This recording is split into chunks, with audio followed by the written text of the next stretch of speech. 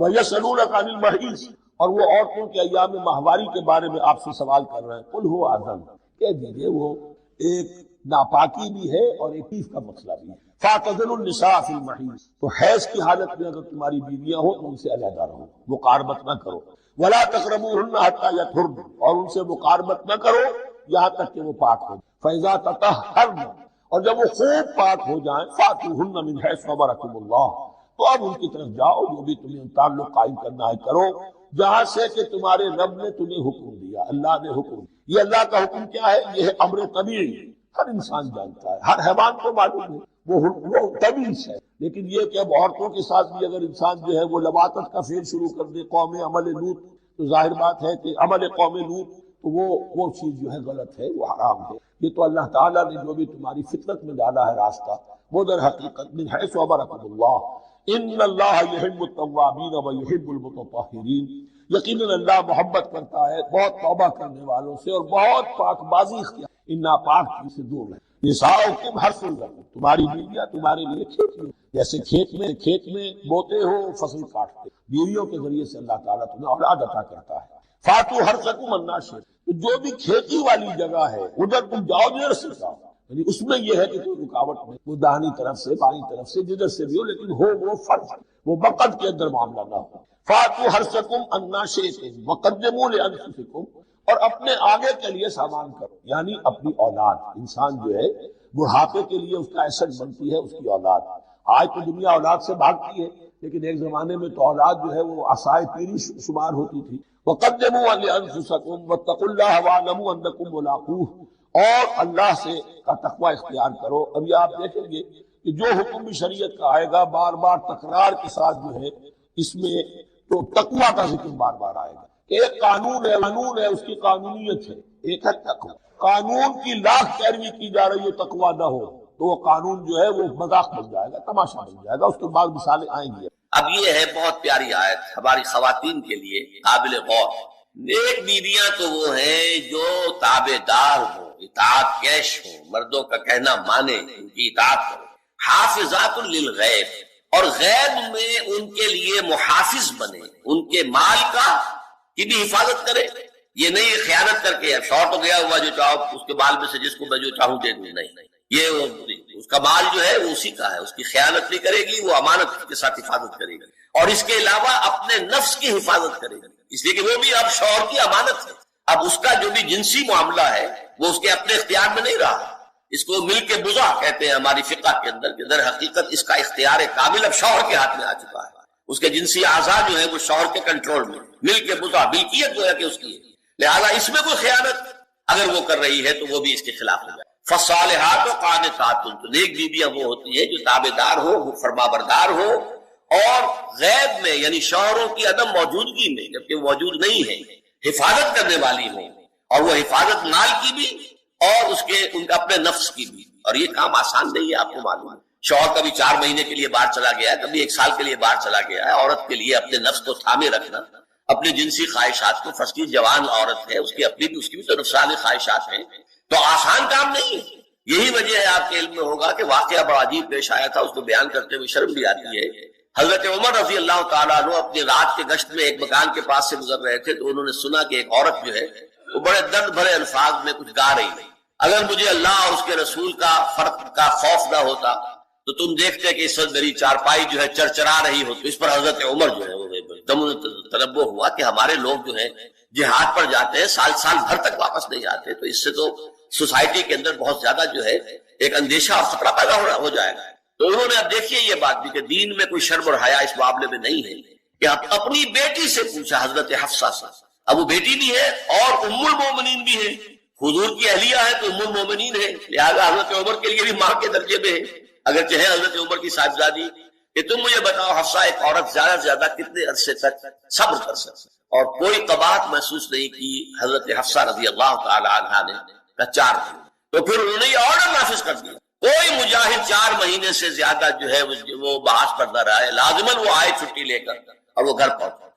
آپ اس کی روشنی میں دیکھیے جو کچھ ہمارے ہاں ہو رہا ہے. امارات میں جو لوگ کام کرتے ہیں، سعودی عرب میں کام کرتے ہیں، باہر کے ممالک میں کام کرتے ہیں، جوان بیویوں کو یہاں چھوڑ جائے، پھر جو قصے ہوتے ہیں، جو سکینڈلز ہوتے ہیں، پھر جب وہ شوہر صاحب تشریف لاتے ہیں تو وہ دیور اور بیوی جو ہے مل کر اسے قتل کرتے ہیں، اس لیے کہ یہاں تو دنیا بدل چکی ہے، دیور کی اور بھابھی کے رشتہ کچھ اور ہی بن چکا ہے، لہٰذا وہ قتل بھی کرتے ہیں، مال بھی سارا لے لیتے ہیں۔ یہ ساری خبریں آپ اخبارات میں پڑھتے ہیں۔ یہ کیوں ہے؟ فطرت کے خلاف ایک طرز عمل آپ اختیار کر رہے ہیں، یا تو اپنی فیملیز کو ساتھ لے کر جائیں گے، یا یہ ہے کہ پھر یہ وقفہ کا جو ہے معاملہ زیادہ، میں سمجھتا ہوں اس حدیث کے بعد جو حضرت عمر کا فیصلہ تھا 4 مہینے کا، اس سے زائد جو ہے باہر سٹے کرنا، اپنے گھر نہ آنا، ایک اعتبار سے گناہ کے درجے کی بات ہو جائے گی۔ علیکم بسنتی و سنت الخلفاء الراشدین المہدیین، تمہارے ذمے ہے میری سنت بھی اور خلفاء راشدین جو ہے میری۔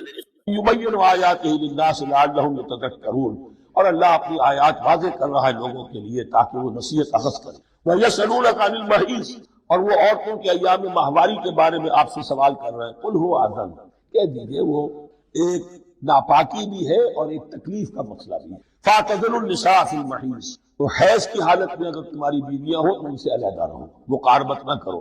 وَلَا تَقْرَبُوهُنَّ حَتَّى يَطْهُرْنَ، اور ان سے مقاربت نہ کرو یہاں تک کہ وہ پاک ہو جائیں۔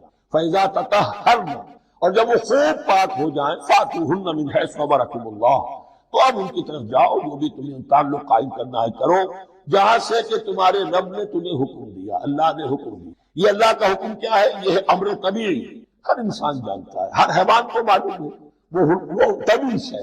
لیکن یہ کہ اب عورتوں کے ساتھ بھی اگر انسان جو ہے وہ لواطت کا فعل شروع کر دے، قوم عمل لوط، تو ظاہر بات ہے کہ عمل قوم لوط وہ چیز جو ہے غلط ہے، وہ حرام ہے۔ یہ تو اللہ تعالیٰ نے جو بھی تمہاری فطرت میں ڈالا ہے راستہ، وہ در حقیقت من حیث امرکم اللہ، ان اللہ یحب التوابین و یحب المتطہرین، یقیناً اللہ محبت کرتا ہے بہت توبہ کرنے والوں سے اور بہت پاک بازی اختیار کرنے والوں سے۔ ان ناپاک چیزوں سے دور رہنا۔ نساؤکم حرث لکم، تمہاری بیویاں تمہارے لیے کھیتیوں کے مانند ہیں، جیسے کھیت میں بوتے ہو فصل کاٹتے، بیویوں کے ذریعے سے اللہ تعالیٰ تمہیں اولاد عطا کرتا ہے۔ فاتو حرثکم انا شئتم، جو بھی کھیتی والی جگہ ہے ادھر تم جاؤ جدھر سے جاؤ، یعنی اس میں یہ ہے کہ کوئی رکاوٹ نہیں، وہ داہنی طرف سے بائیں طرف سے جدھر سے بھی ہو، لیکن ہو وہ فرض کے اندر، وہ وقت کے اندر معاملہ نہ ہو۔ فاتو حرثکم انا شئتم وقدموا لانفسکم، اور اپنے آگے کے لیے سامان کرو، یعنی اپنی اولاد۔ انسان جو ہے بڑھاپے کے لیے اس کا ایسٹ بنتی ہے اس کی اولاد۔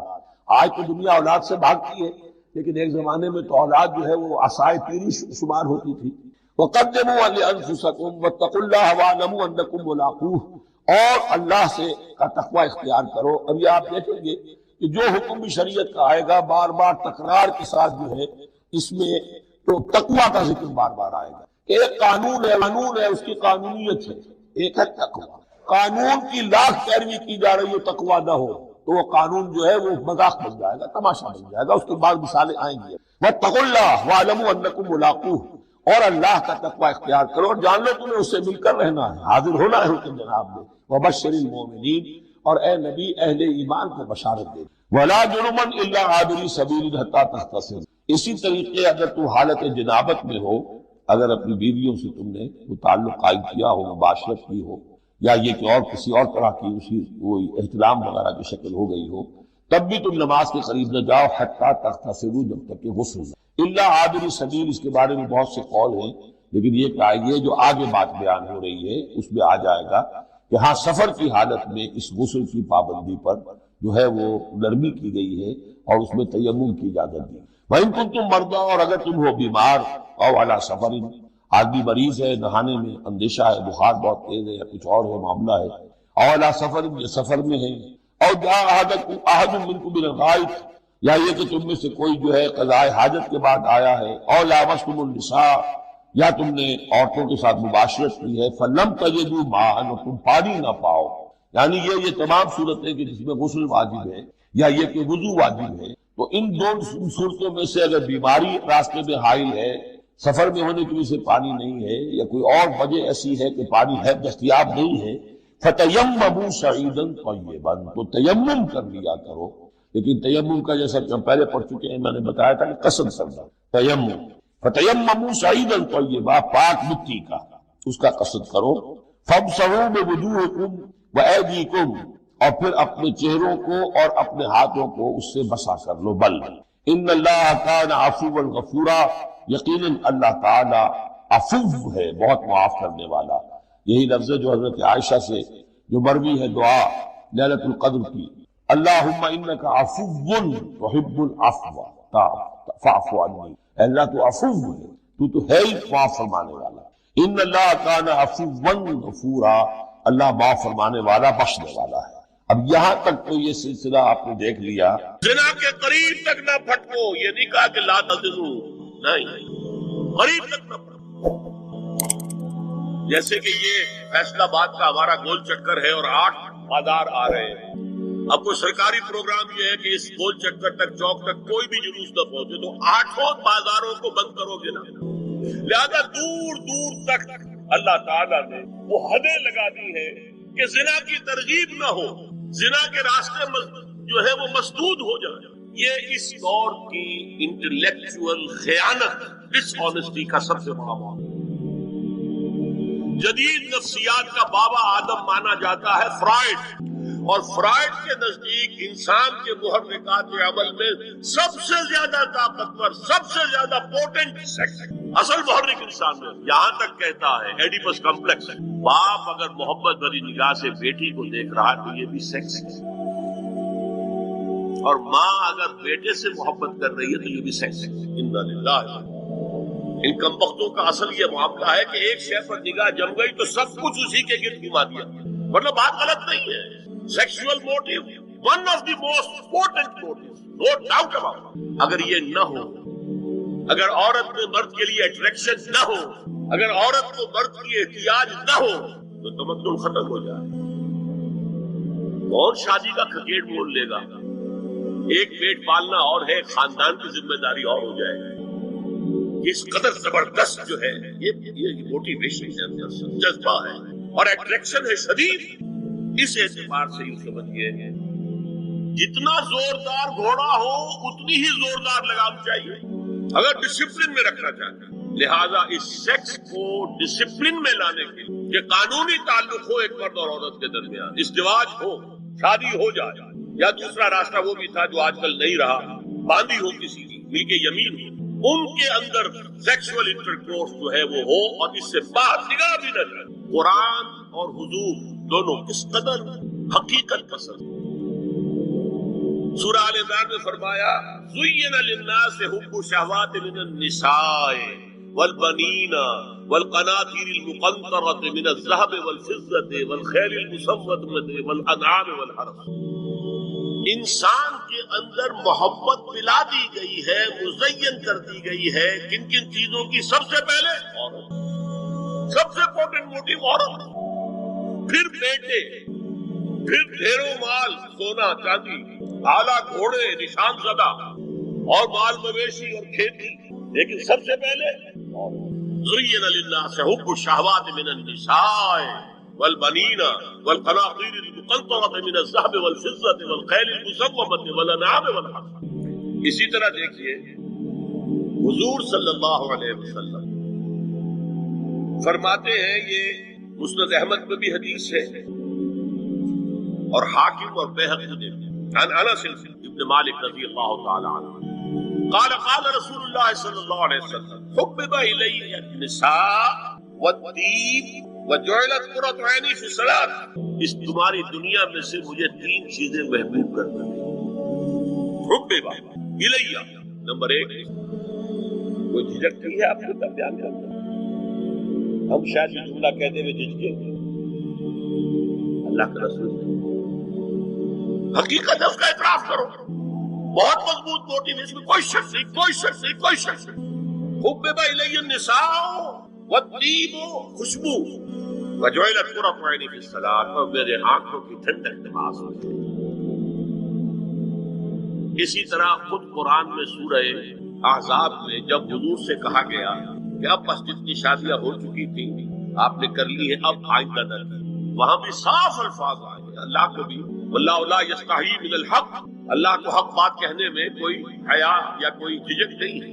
وَلَوْ أَعْجَبَكَ حُسْنُهُنَّ، اے نبی چاہے عورتوں کا حسن جو ہے وہ آپ کو بھلا لگے، لیکن اب آئندہ شادی، یہ میں تائید کر رہا ہوں فرائض۔ اس گدھے نے جو آگے تک پہنچا دیا ہے معاملہ وہ ہے غلط، بنیادی بات صحیح ہے، قرآن مجید کے مطابق ہے کہ سیکس موٹیو بہت سخت ہے، بہت زور ہے۔ حضور کی حدیث ہے ان اللہ كتب علی ابن آدم حظہ من الزنا ادرک ذلک لا محالہ. اللہ تعالیٰ نے ہر انسان کا زنا میں ایک حصہ لکھ دیا ہے جو اس کو پہنچ کر رہے گا. فزنا العین النظر، آنکھوں کا زنا ہے نامحرم عورت کو دیکھنا، یہ بھی زنا ہے. اگر زنا کو روکنا ہے تو یہاں پر بھی قدغن لگے گی. ایک جگہ آیا ہے حدیث میں النظر سہم، یہ تیر ہے، یہ نظر جو ہے نگاہوں کے تیر. یہ تو آپ شاعری کے اندر بھی اور گانوں کے اندر بھی نگاہوں کے تیر سنتے ہیں کہ نہیں سنتے. النظر سہم، یہ تیر ہے. وزن اللسان النطق یا منطق، زبان کا زنا ہے کسی عورت سے گفتگو کر کے چرخارے لے. عورت کی آواز میں بھی ایک سوچ ہے. اللہ تعالیٰ نے اسے سراپا ایسا بنایا کہ مرد کے لیے اس کی ہر شے کے اندر اٹریکشن، اس کی آواز میں اٹریکشن. والنفس تمنا و تشتہی، اور باقی رہ گیا نفس، وہ تمنا کرتا ہے کہ اب میں اس سے آگے بھی بڑھوں اور زنا بھی کر لوں. والفرد یصدق ذلک کلہ اور یکذب، لیکن یہ ہو بھی سکتا ہے نہیں بھی ہوتا، لیکن یہ زنا تو کر چکا تھا. کان کا زنا اس نے کر لیا، آنکھ کا زنا اس نے کر لیا، زبان کا زنا اس نے. تو زنا کا روک تھام، زنا کی جو ہمارے معاشرتی اہداف کے اندر بہت اہم ہے، بہت اہم ہے، بہت. اس کی منفی نفسیات ہوگی، کبھی مثبت نفسیات ہوگی.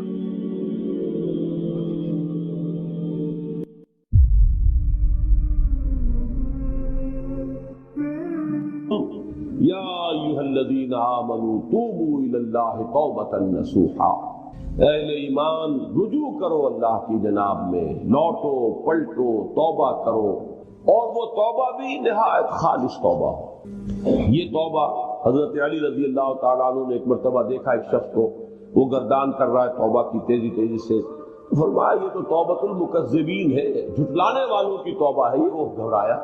تو پھر آپ نے فرمایا توبہ وہ ہوتی ہے جس کے ساتھ وہ ساری کیفیات ہو، شدید ترین پشیمانی ہو کہ میں کیا کر بیٹھا ہوں، پھر یہ کہ آئندہ کے لیے عزم مصمم ہو کہ ہرگز دوبارہ یہ کام میں نہیں کروں گا، اور نہایت گڑ گڑا کر اللہ سے اس کی دعا جو ہے اس کی معافی طلب کی جائے. یہ قلب کی گہرائیوں سے جب تک یہ توبہ نہیں نکلے گی یہ توبہ نہیں ہے. تو توبۃ النصوح، یہ نصح کا لفظ جو آتا ہے عربی زبان میں، یہ ہے کسی شے کے خالص ہونے، کوئی اس میں ملاوٹ نہ ہو.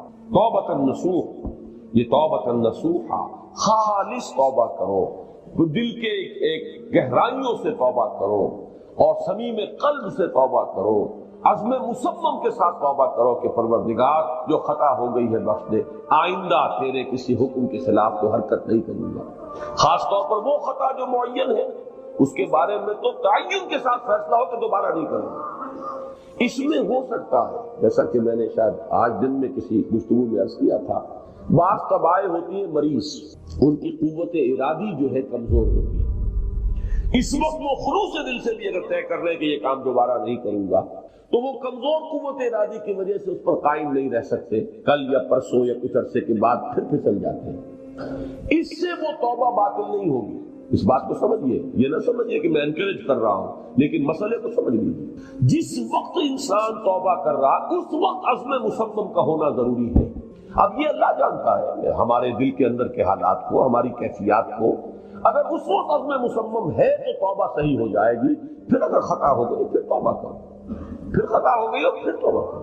بازا بازا ہر کے ہستی بازا، در کافر و گبر و بت پرستی بازا، ای درگہ ماں درگہ نومیدی نیست، 100 بار اگر توبہ شکستی باز آ. اگر 100 مرتبہ بھی توبہ ٹوٹ گئی ہے کوئی پرواہ نہیں، جب تک یہ زندگی کا تسلسل چل رہا ہے.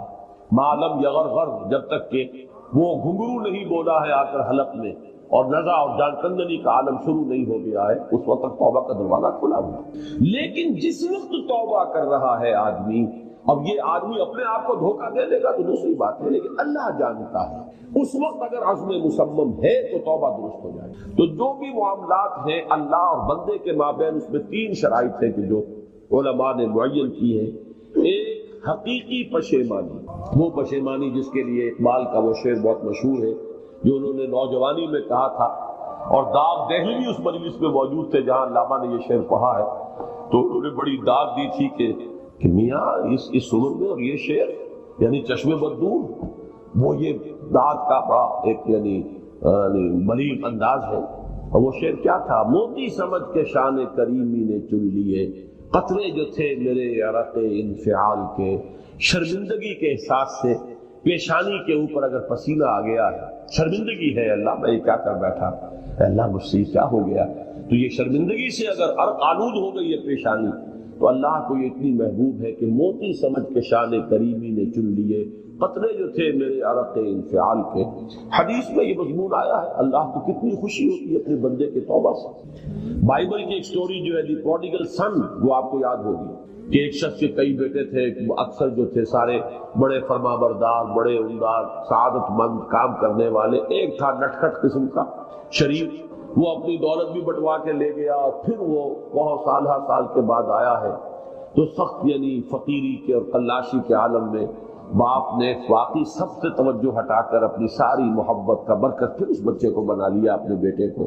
تو وہ سعادت مند بیٹے تھے، انہوں نے کہا کہ یہ کیا کیا آپ نے، یہ ایسا اور یہ ایسا اور یہ ایسا، اس نے یہ کیا، اور آج آپ پھر اس کے لیے وہی آپ کی محبت جو ہے وہ یہاں پھر اس کے جو ہے شامل حال ہو گئی ہے. تو انہوں نے کہا کہ تم دیکھتے نہیں کہ اگر کوئی چرواہا ہو اور اس کی اگر 100 بھیڑیں اور بکریاں ہیں، تو اگر کوئی بھیڑیا کسی ایک بکری کو اٹھا کر لے جائے تو 99 کو چھوڑ کر اس کے پیچھے بھاگتا ہے اس کو بچانے کے لیے. جو میرے ہیں وہ تو ہے ہی ہے، جو مجھ سے دور چلا گیا تھا وہ اگر لوٹ کر آیا ہے تو در حقیقت یہ ہے میری توجہ کا اور میری محبت کا سب سے زیادہ مستحق. یہی معاملہ اللہ کا. یہ در حقیقت ایک پیرابل ہے، ایک کہانی ہے جس میں اللہ کی وہ شفقت جو ہے اپنے گناہ گار بندوں کے جو شامل حال ہوتی ہے وہ توبہ کرتے ہیں، جس کے لیے حدیث میں آخری بات بیان کر دی گئی کہ تصور دیا گیا ہے کہ ایک لق و دق سے راہ میں ایک شخص سفر کر رہا تھا، ایک ہی اونٹنی سواری کی، اسی پر اس کا راشن بھی تھا، پانی بھی تھا. تھوڑی دیر کے لیے وہ ایک درخت کے سائے میں بیٹھا سستانے کے لیے، دھوپ کی تمازت سے بچنے کے لیے. تو ذرا بیٹھا بیٹھا اونگ گیا. اب جو آنکھ کھولی تو دیکھا کہ اونٹنی غائب ہے، اس کا سفر کا ذریعہ وہی، پانی اسی پر، راشن اسی پر، گویا کہ کل زندگی کا ذریعہ جو ہے وہ اونٹنی تھی اس کی. لقو دق سے رہا ہے، کہاں جائے، کہیں پانی نہیں، کچھ کھانے کے لیے نہیں. دیوانہ وار دوڑتا ہے دائیں بائیں ادھر ادھر اونٹنی کو ڈھونڈنے کے لیے، کہیں سراغ نہیں ملتا. تو وہ اب موت کے انتظار میں درخت کے نیچے آ کے بیٹھا ہے. مایوسی کی انتہا، موت کا انتظار کہ اچانک دیکھتا ہے کہ اونٹنی تو کھڑی ہوئی ہے. تو اب اس پر شادی مرگ کی کیفیت طاری ہوتی ہے. وہ کہنا تو یہ چاہتا تھا اللہ میں تیرا بندہ ہوں تو میرا رب ہے، کہہ یہ جاتا ہے کہ اللہ تو میرا بندہ میں تیرا رب. زبان لڑکھڑا گئی ہے اس خوشی کی شدت کی وجہ سے. تو حضور فرماتے ہیں کہ اللہ کو اپنے کسی گناہگار بندے کی توبہ سے اس سے بھی کہیں زیادہ خوشی ہوتی ہے. تو اس کو ذہن میں رکھیے، توبہ کا بڑا اونچا مقام ہے ہمارے ہاں. شرائط بھی سب سے 3 شرطیں، وہ ایک عزم مصمم، ایک پشیمانی، حقیقی پشیمانی. نمبر 2 عزم مصمم کہ اب دوبارہ نہیں کروں گا. نمبر 3 ایک مرتبہ ضرور اس کام کو چھوڑ دینا. یہ گویا کہ اس کے عزم مصمم کا فوری ثبوت ملنا چاہیے. کچھ دنوں کے بعد پھر کہیں جذبات کا ویلا آئے، کوئی اور خطا ہو جائے، بات دوسری ہو. اور جو حقوق العباد کا معاملہ اس میں 4تھی شرط اور ہے، اس لیے کہ حقوق العباد کی کوتاہی جو ہے اللہ تعالیٰ معاف نہیں فرمائے گا. وہ تو وہی بندہ ہے جس کی آپ نے تلفی کی ہے، کسی کی غیبت کی ہے، کسی کی چغلی کھائی ہے، کسی پر تہمت لگائی ہے، کسی کا مال ہڑپ کیا ہے، کسی کو دھوکہ دیا ہے، کسی کی عزت پر حملہ کیا ہے، تو وہ تو وہی معاف کرے گا. یا یہ کہ آپ کی جو نیک اعمال ہیں وہ اس کو دے دیے جائیں گے قیامت کے دن، اور اگر آپ کے اعمال ختم ہو جائیں گے تو اس کے گناہ جو ہے وہ آپ کے کھاتے میں ڈال دیے جائیں گے. بہرحال جو 4تھی شرط ہے حقوق العباد کے معاملے میں کوتاہی میں توبہ کی، وہ یہ ہے کہ آپ یا معافی طلب کریں یا تلافی کریں اس شخص کی جس کے حقوق